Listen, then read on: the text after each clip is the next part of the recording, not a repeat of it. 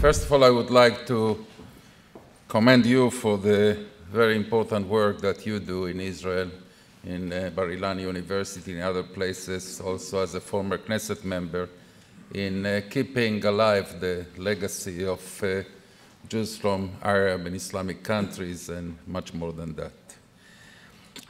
I come here as the official representative of the State of Israel in the absence of Minister Gamliel, that you know that Israel is undergoing some unique days politically that make difficult for Knesset members to leave the country. The question that I am asked most frequently these days is how this political crisis will end. The other day I bumped into the Archbishop of New York, Cardinal Dolan, and he asked me the same question. I told him, His Eminence, Your Eminence, only God probably knows the answer, and you are in a much better position to ask him than I am. That being said, as I said, I came here to represent the State of Israel, the government of Israel, but most importantly, the citizens of the State of Israel, the people of Israel, which a huge part of it comes from Islamic and Arab countries, and where we are talking about their endeavors. I would like to be brief and to stress 2 points that not always are mentioned when we talk about this important topic. The first is that when we talk about refugees, Jewish refugees from Arab countries, from the Middle East, there is a danger. And the danger is that we'll forget or neglect the fact that this was a deeply Zionist aliyah. There is no contradiction between the two.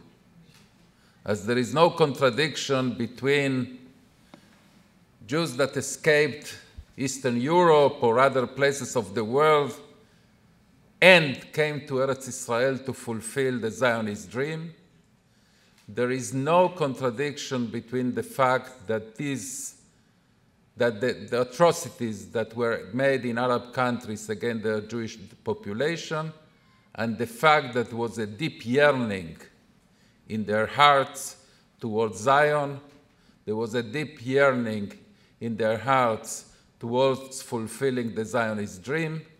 And the refugees that came to Eretz Israel, even if they escaped atrocities and they left a property and all the other terrible things that we will talk about later this day, that doesn't diminish by one iota the fact that this is one of the most deeply Zionist aliyot that the State of Israel knew in the re-establishment of the Jewish state. The second point, which is quite poignant, is that what our brethren in Arab countries went through in the 40s and 50s and even later combines two types of anti-Semitism that unfortunately we witness today in our contemporary world. One is when we talk about the Farhud in Iraq, or when we talk about the pogrom in Aleppo, or even when we talk about pogroms in Bahrain that happened during those days, and the stripping of rights from Jews in Algeria and Tunisia and other places, and confiscations and other things. We are talking about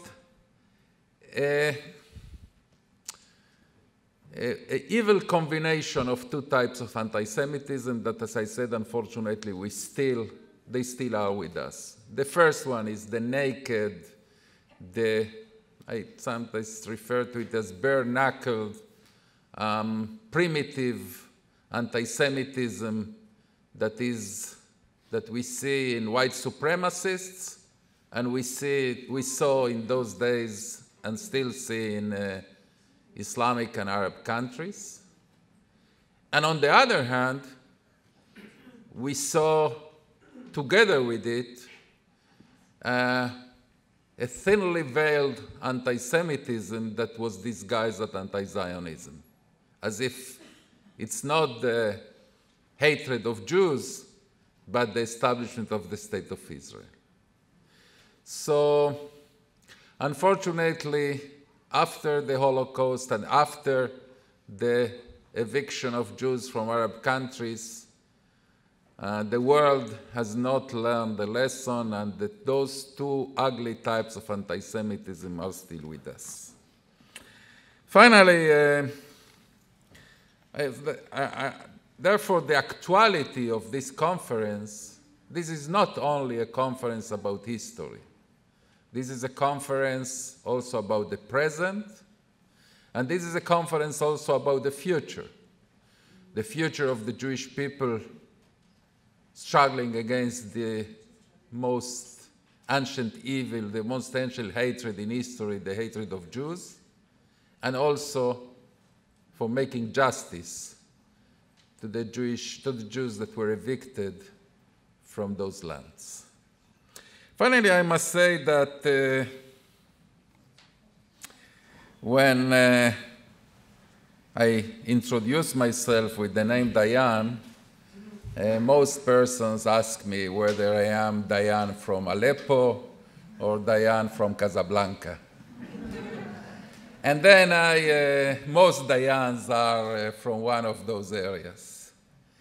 And then I have to ashamedly admit that we are Dayans from Ukraine. That went to escaped also as refugees to South America and later made Aliyah. But I will always accept the honor of being considered Sephardi. I will always accept to be an honorary member of the Sephardi tribe. Thank you so much.